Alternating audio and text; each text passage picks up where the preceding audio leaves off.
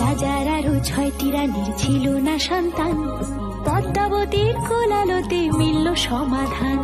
বছর যেতে জন্ম নিল 7 ছেলে 1 মেয়ে, হয় খুশির আকাশ হঠাৎ কালো মেঘে গেল ছেয়ে।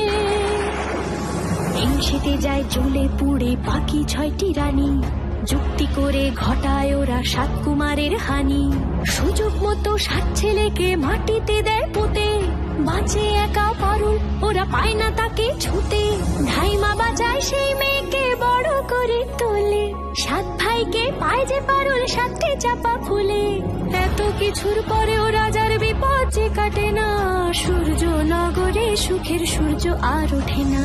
হিংসা বিবাদ বিচ্ছেদ আর প্রেমের কাহিনীতে পারুল বোন কি পারবে 7 ভাই চম্পাকে জাগাতে।